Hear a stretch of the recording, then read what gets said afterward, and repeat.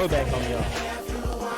Every now and then, it is imperative for you to bring back a golden classic that I feel like the world has just, I don't know if they've forgotten about it or they just hadn't heard it in a long time. I heard it last night out and about. Houston was treating me right. Of course, funny enough, your boy Jazzy Faye was out. That's probably why they played it, but it is like the very first time. I have seen the videos of Mocha Fest. I have seen the video. Relax. We are not bringing that up. Houston has, but I guess you were treated right in Houston, friend. Houston was Houstoning. Well, nope. I was not at Mocha Fest. I was invited. Funny enough, it's so far away from the city. That's really? The reason most people. I mean, you said what? I said, well, I mean. You don't get disturbed out there, dog. You don't get disturbed out there. That's the reason everybody's like, oh, these people don't live in Houston. Because where that thing is northwest. Ooh, it's like driving, like going towards center of Texas? Like going to Austin? Yeah. Not that northwest. It's more north than west, but there's not a place I'm ever hanging out. So I guess that's why it's cool for like an overnight event. Bag territory. Oh, absolutely. If I would have went, I would have got a hotel room up there and you just stay up there for the weekend type of thing. I'm not going. No. And just far enough that you have to spend the night. Yeah. And I think that's definitely what type of groove was grooving in the first place. Yes, sir. The plot was afoot. Shawty, the plot was afoot. But I do think that last night, because I guess it ended on Saturday or probably like Sunday afternoon-ish, all of those people, before they left, they came and hung out last night in the city. You could tell. There was not anything in Houston last night that was not popping. Everything. You already had some other like pink type of thing they had in the park, like a dinner on Blanc type of thing. It was a lot of people Houstoning yesterday. And a lot of brunches, a lot of brunching. Yes, the brunching. But it was a good weekend. It was surely a good weekend. Yes, sir. Well, ladies and gentlemen, welcome, ladies and gentlemen, to episode 101. We on the other side, triple digits. 101. We are now looking at eyes on 200. Yes, sir. We are here with the pregame. Y'all know that's been watching with us. For our new viewers, we run the pregame before we run the actual podcast, where we just talk about things that don't necessarily make it to the show. We kind of call it our splashes of the week. We talk about baseball, hockey, fights, a lot of violence, a lot of heartstrings. We try to cover the full gambit in this segment. So for those that are watching, we appreciate y'all. We appreciate y'all for tuning in. Always do what, Norwood? Like, follow, subscribe, tell somebody else about the podcast. Remember that we have an excellent playlist that comes out every Wednesday. It looks like it'll probably be another 36, and you just heard the one by CeeLo, Jazzy Faye, and T.I. And remember, last week was a world premiere of the www.thesplashcast.com. We have a wonderful, wonderful website where you can go and support. We have charities and HBCU organizations and just good organizations that you can support to donate, and you can donate to us as well. Merch coming on the way. So go ahead. Or you can just cash app your boy. Or cash app. How you live out here. Yeah, man. And we're working on broadcasting from the website. So you can find us on YouTube, but you'll also be able to find us at the website where you can see everything all in one. So, hey, man, grow especially with us. Because the Chinese weather balloons be hating. Yeah, man. So grow with us, man. We appreciate everybody for growing with us. Let's get into this pregame, big dog. Let's start. We're going to start with, we always start with like happy, joyful, heartstrings type stuff before we get to the violence. So, Snoop Dogg actually posted this and said, amazing what Nico Sparks is trying to do in Ottawa. He is in the running to become the first black NHL team owner. which is that would probably be one of the more momentous occasions of my life so far. That's something that I would never ever expect. Shout out to Nico Sparks, man.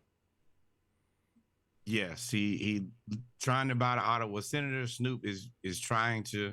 He said he wants to bring hockey to our community. They're Snoop in the Ottawa Senator jersey. We'll get into a little bit later why I don't think that they will let this happen. Why will we get into it later? What do you mean? Specific. Well, it's more about I don't know if you. I'm sure you did, but the NFL draft. 3 out of the top 5 picks, all black quarterbacks. Not that long ago, you couldn't get they wouldn't even let a black guy play quarterback. So if you saw what we did to the quarterback position, I'd probably keep hockey for myself. Oh, well, I got something to say about that too, bro. 3 black quarterbacks. If you ever want to invoke change, I got him started early. If you ever want to invoke change, just have a lot of black folks doing something right. Eventually, rules and or laws change when that happens. So, but we'll get to that in a second. But shout out, we don't want to bury the lead, man. Shout out to Nico Sparks. No. I really do hope that this happens because that's very historical, man. That's very historical. Boy, we get an all-black hockey team. Boy, it's going to be different. I'm going to tell you that right now. I'm like, guys, a lot faster than everybody else. I bet you start getting more black people in hockey, they'll give us the hood back. That'll stop gentrification. They be like, nah, we got to keep hockey. Y'all done came in golf. Y'all done came in tennis. Y'all quarterbacks now. No, y'all can have the hood back. Give us hockey. What do you want? What do you really want? You can't have everything. Cannot have everything. Yeah, that's how they look at it. So, moving on, man. Before we start this, everybody knows that George Foreman and Muhammad Ali had their famous was it Rumble in the Jungle? No, that's correct. Yeah, it's Rumble in the Jungle. George Foreman has a documentary type movie, a biopic, if you will, coming out in the movies about his life and, of course, him being a heavyweight champion, his career being halted by Ali, him having his wonderful fights with Evander Holyfield, all the way up to him upsetting Michael Moore. So I'm looking forward to it. But this is him actually talking about his love for Ali and how much he loved him. I was trying to kill that guy, and that broke my heart once I found religion. I fell in love with him later on. We became phone talkers. He became my most beloved friend ever, and I miss him to this day because that was the gift of boxing, Muhammad Ali and our friendship. That was my gift. But Muhammad was that guy, oh my gracious. I really fell in love with him. Right. Because he always had something to say, even when he couldn't speak anymore. Once I called him up, I said, hey, Muhammad, I want a rematch. He said, you crazy. I said, so how's your wife? She crazy. Shout out to I Am Athlete, man. They're doing great things over there. Their brand is expanding, man. They're having everybody on there. But that's a wonderful interview. And George Foreman, man, he was that dude back in the day for a bit. People feared him. And once again, you know, we talked about Patrick Beverly and Russ, where they started out as mortal enemies to being now best friends. I think they said they had Thanksgiving or whatever, some holiday they spent together. Same thing here. You have Muhammad Ali, you have George Foreman, legitimate trying to kill each other. And I'm talking to the greatest boxers of all time. They're in the conversation. Muhammad Ali, arguably the greatest of all time. And to go from mortal enemies to legitimately trying to kill each other to that is your best friend on the planet. And even more than that, to say, like, I still miss him in his passing. Number one, what was over here? Like, all right, now, man up. We ain't gonna shed no tear. Then on top of that, it's just that's growth. And I don't know if that type of stuff is celebrated nearly enough. And you're right, Sniggy. We know I had a Foreman grill or 7. Shout out to the Foreman, man. His second life was so his after second his act. Second act. George Foreman grills have to be up there as one of the greatest inventions of modern man. Like, everybody takes a George Foreman. Everybody I don't know anybody that hasn't owned a George Foreman mirror. I can confidently say that's not my grandmama. Like, if your grandmama, all them don't count. Anybody our age, your parents' age, own a George Foreman. My grandma had I'm almost 100% sure my grandma had a Foreman grill. Oh no, my grandma don't. My grandma still go watch them pluck the feathers off the chicken. No, sir. Matter of fact, she made some hot water cornbread, turnip greens, and red beans and rice yesterday. I said, come on, Jesus. Come on, Jesus. Hot water cornbread and that black paint. Come on, bring it to me. Come on, bring it to me. I need it. I got to have it. Speaking of, I got to have it. Hey, as a new father, I understand. Look, I'm looking at the Dodgers. What? Go ahead, man. I'm looking at the Dodgers. The Dodgers have had a pretty rough start to start the baseball season. They ain't really the best. I think there was about 500 or a little bit above. Now that I see this statistic here of 5 players all on the paternity list as of last week waiting on a child or having a child, it makes sense. Mookie Betts, Evan Phillips, Max Muncy, Cody Bellinger, and Mr. Gratterall, Brewster Gratterall, all on the paternity list at the same time. Talk about timing. Yeah, number one, this coincides with the All-Star break from last year. And also, yeah, like y'all were doing the same thing at the same time. Nobody was available. Know them to, hey, bro, I'll be back. I'm going to holler at y'all. They like your 8, business, 9, brother. too. Yeah, so I mean, it makes sense. And I know congratulations to all the growing families. Also, I can't not say it. Matt Olson has been playing out of his mind this year. Oh, Freddie has gotten off to a slow start. I think he got 9 RBIs. I think Matt Olson has 25. Matt Olson has like 9 home runs. He's also younger. He's younger. So, I mean, eventually, if they're both on similar trajectory, Freddie got to start declining sometime. But, we never wish that on Freddie, man. We never wish that on Freddie. So. No, but shout out to Alex Anthopoulos making good business decisions. Making the necessary business decisions, not just good business decisions, the necessary ones. Oh, come on, Instagram. There we go. So, speaking of kids, man, this is why you have kids. Kids are some of the most genuine, innocent people ever. They will, if they love you, they will always support you, and they will always tell you the truth, no matter what, and they don't care about your feelings. This right here is little boy supporting his sister, or I believe it's his sister, at her local track meet. And you gotta support himself.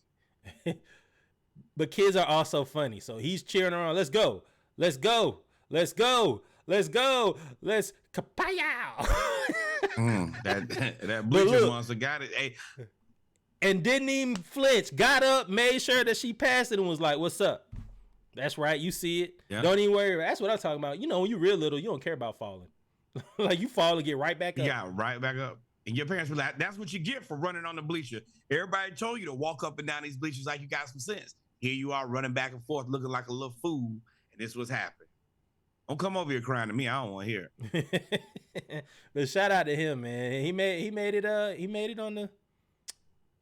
it onto going viral. So I'm happy that I do the same thing with my sister. Don't matter. And he looks like a better athlete than the majority of the players that play for the Oakland Athletics. So there's that. And the majority of the people out there, he outran everybody else on the track except for quietly. I didn't want to say that because I was like, but yeah, some of y'all going pro in something else. This is hate too. Now, the Major League Baseball Association, I guess the MLB, Major League Baseball League Association, they have been trying to make the game more hip, make it faster, make it more appealing to the younger generation, because nobody's really watching. It got boring. And they have done that to me successfully this year. With all the rule changes, most games are 2 hours. It's about the time of a basketball game now, as opposed to 4. Yeah. So I like it, but they messed up right here. The Braves had this celebration of when we hit home runs. that we would put the giant Braves hat. Y'all know the big hats that kind of went viral thanks to the running back from the Washington football team whose best friend actually makes these hats, and he wore it. The Braves have this, and every time they hit a home run, they put on the big hat. Major League Baseball said, y'all can't do that no more. But but they let the people have the homer hose though. The dong bong, which is something. But for me, this is new era who hate it. As the MLB hat maker. Oh well, yeah. This is jealousy too. They're like, they were upset because the MLB is supporting another hat brand. Let's be honest here. You have a monopoly on all the hats in Major League and minor league baseball. This is something that's not competing with you. And I understand it because y'all probably y'all would have got sick of the Braves doing this 3 or 4 times a game. Y'all just tired of us hitting home runs. Is hit them far, hit them long, hit them gone. Ronnie Acuna, hating ass Mets hit him. Yeah. So what I think this is really, it is legal jargon. It's the non-compete. So really, Major League Baseball said they got to stop that because I'm sure Major League Baseball had to sign a non-compete. Otherwise, there's no reason to get into a contract. Yeah, you see Tyrese Maxey hurt his ankle. Yep. I think it's a knee, but yeah, that's better. You can't afford that. But that's how I look at it. Man. Like, look, y'all hating on the Braves. Stop us from hitting home runs. We are launching them mugs almost out of the stadium. Saw Ronald Acuna today hit it to the third deck. Sean Murphy hit 2 3-run home runs. Like Matt Olson hit one straight away. We support the Oakland Athletics. Hey, they can continue to find all the good players and just send them to the Braves. Without you, none of this would be possible. Y'all, our catcher went down. Luckily, y'all had already sent us one. Y'all already let us get Matt Olson. Thoughts and prayers to your organization. It looks like it'll be in Vegas soon. Without you, none of this would be possible. From the bottom of our heart, the Atlanta Braves and Atlanta Braves fans truly support you wherever the hell you guys go. Yeah, man. Yeah. But back to the kids, though. So, bro right here, his teacher is definitely taping him. He needs a home run hat for sure. If this is what the caption is, if the teacher says, if you make this shot, there's no homework for anyone for the rest of the year. Now, this was 4 days ago. So that means to the end of school, which is like 3 or 4 weeks, there's no homework. My son stood right there and was like, oh, word? Here we go. Ice in his veins. Video has no sound. He says, okay. Don't need one. Yak 'em. Wow. First of all, baby girl right up front and her right there was lit. He was. He said, I got it. Don't worry about it. Let me tell you, that's a future All-American. Future All-American right there. The confidence. The confidence is there. All you need as a kid to be a superstar is just have confidence. That's all you need. Confidence is there now. Ooh, James Harden. Lord. And with that said, he will be a legend for the rest of his, as long as he lives. You remember that time I hit that bucket and we didn't have homework for the rest of the year? First of all, y'all need to get y'all chocolate milks and strawberry milks and donate them to this man right here. Every day when he come in the classroom, your donut sticks, y'all need to have all them got to go. Y'all need to have him straight. Y'all need to get him right on out of the paint with whatever he requests. Y'all need to provide. Number 2, the more I think about homework, the more infuriating it gets. Imagine me being in school all day and then I have to go home and do work. Teacher, I think that you need to do a better job with this hour you have. I think homework is hate. Teachers have to go home and grade papers, and they're like, well, if I got to go homework and do homework, then I'm going to make these kids do homework. Because if you think about it, why would you want to grade more papers? You really didn't want to, but it's just hate. You like, if I got to do work, you got to do work. That's all it is. It's just hate. Just hate. Boy. But, hey, man, shout out to this kid. ChatGPT would be grading all my papers. Shout out to this kid. Now, we talked about kids when they're little, talked about kids supporting their sisters, talking about kids shooting, doing everything. You just saw that shot from the corner by James. Now let's talk about these high school kids. I think this is a story that's not being spoken about enough. It's definitely being kind of swept under the table. UFC owner Endeavor has agreed to sell IMG Academy to a Hong Kong-based private equity group for $1.25 billion. I don't know if there's ever been a deal in the history of private schools to where somebody buys a private school from a foreign private school for one. I don't know of anything that ever happened. That is surely because it's a school. It's wild. And it's an athlete development school, but it's a school. I mean, and we're not even gonna get into the fact that I didn't even know that the owners of UFC started IMG. I didn't even know that. I wonder how much money you gotta think it's a lot of colleges you can't sell for $1.25 billion. And you telling me that there's high school? I don't know about that. You could buy a college for less than $1 billion for sure. Oh, yeah. I mean, there's a lot of colleges. You can buy a college for less than 1.25 billion. A major college, probably not. But I mean, this is the equivalent of buying a football team. I mean, well, back in the day. I mean, Mark, you've been paid what, $700 million for the Mavs? You know what will put this in relation, and we don't have the answer.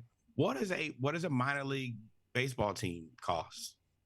I should have Chat GPT up. I'm tripping. Yeah. I mean, I'm sure it's not 1.25 billion. Nah, for sure not. You could probably buy the minor league baseball AAA for 1.25 billion. You just buy the whole league. Nah. Okay, but I'm interested. What minor to get back league to, baseball franchises range from 6 million to 50+ million. But yeah, I mean, it ain't so. But to get back to the story, I wonder what the plans are for the Hong Kong-based private equity group. What are they gonna do? Like, I'm trying not to put on my tinfoil hat, but what are they gonna do? And I didn't think we had relations with Hong Kong. I figured the government would step in right here, saying this is a national matter. Like, there's so many questions for this right now. Now, yeah, and you know what? Now I'm halfway joking. I'm halfway serious. Y'all mad about TikTok, but y'all let this go right on through. Huh? Right on through. Now, this is just the futures of young athletes in America. Not like that's something that America's heavily invested in by any means. It's surely interesting. And it's weird, like you said from the very beginning, it's very weird that you haven't had really any ESPN or none of that's really covered that. And IMG's influence is so large on sports. Something is awry here, and somebody needs to speak up, but nobody will because they want to keep their job. Somebody said, I can't even imagine the price tag on Bishop Sycamore. All right, man. So y'all know we get into the violence at the end of the pregame. We're going to stay in football, but like, hold on, let me see what Josh said. It's an investment for them. It's a breeding ground for under 18 American talent. Soccer, tennis, golf, all sports. Yeah, it is an investment, but still, like Norwood said, how y'all trying to take away TikTok, but just allowing just free investment like that. I figured there would be more news about that. But and pushback. Yeah. They're buying our children. Yeah, come on, right? Far right. Ain't that it? But Norwood, you may have had given them a rally cry. Dang. Well, it is what it is. They're buying our children. That's what they believe, right? Boy, Tucker Carlson. Where's Tucker Carlson when you need him? Oh man, at home. Whoa. That's the quick scope Davis we've been looking for, ladies and gentlemen. 101 episodes. One thing's never going to change. The sauce do not change. If there's a gun that needs to be shot, Quick scope got him. But let me tell you something that quick scope doesn't do. I don't understand playing in a semi-professional football league with no pads. Tackle. And these dudes are, and it's a lot of violence. This is a lot of violence. I mean, look at that. Why would you sign up for that? He is a defensive tackle. This is rugby. This is rugby. Why would you sign up for this? Y'all remember how I told y'all about that time that me and Russell was at football practice and I had shoulder pads on, but no short. I had just shorts. That's what it looked like when I went to go tackle him. Just him throwing me out of the way. And look at him. That's me right there flying in the air. First of all, don't show this highlight because people know me. Man, there need to be a weight class. And second of all, the dude with the cleanup tackle is the winner because he looks like he really got him. He looked like he tagged him, but he didn't. Yep. He like, oh, I've got him. He was actually off balance. Ain't no way, boy. And why would you sign up for this? For our listeners, this is full contact football with no pads. I don't get it. This is a poor life decision. And yeah, ain't no way. So I take if you don't want your kid to play football, this is where you need to take him. Just have him watch this. Yep. And let me tell you right now, this would have created so many basketball players. Everybody out there should have went to basketball after that. Let me tell you, Josh, Beeman's ball is something I did not participate in. Y'all was out there playing with the football team, playing tackle with no pads. No, I'm good. Speaking of violence, though, this was the EuroLeague playoffs, and a brawl broke out. And let me tell y'all, for as much as I say the NBA flops and we got that from Europe and everything, one thing the NBA does not do is fight like Europe either, because they don't play with that pushing and shoving and get in your face, then walk away trying to be tough and all of that stuff. No. Let's show. And this does look like Real Madrid. That's the logo on the floor. That is the same team that gave us Luka Doncic. They don't play. So Buddy gets fouled. He bucks up to old dude, and then just always keep your eye on the. Bam! You saw that? There was one right there, and then there's two right there. He just got knocked out. I didn't see the last part, so I think y'all should be able to see it. Maybe it would make that a little bigger. Matter of fact, I won't even do it. Now the thing is, when you watch it back, it wasn't a punch. It was more like a sling down, but it's a sling down that they did not see happening first. I want you to kind of focus more on the center of the screen during the first one. The second one, he just catches him sleeping. Or as the young kids say, caught him lacking. Yeah, caught him lacking. So here it is. So here it goes. Starts over. So he gets hit. Now, I want y'all to watch Big Boy, and I'm going to have my mouse on him right here. There it is. Body slam. Ooh. Body slam. And then he just gets thrown down. Let the bodies hit the floor. Let the bodies hit the floor. And they got him off. He was trying to get back at him. Like, what's up? You don't realize that these basketball players are like still 6'10". He may look fat, but he's fat and 6'10". Elite athletes. This is the second best league in the world. He body slammed Buddy. Man. Getting destroyed. So moving on, man. So there's a joke here. Let's introduce the topic, though. So the topic is, I didn't know that every Pacific Islander damn near in wrestling, I don't know what the acronym we're on now. It's WCW, WWE, WWF, ECW. I think we're at AEW. AEW now. But anyway, every Pacific Islander was damn near came from the same family. Like, legit. Let's listen to this. This is Jacob Fatu. Yeah. And they all discuss after you see it, because I watched it today and I was like, excuse me? Yeah, you didn't like 16 here ago. So let me unmute it. Here we go.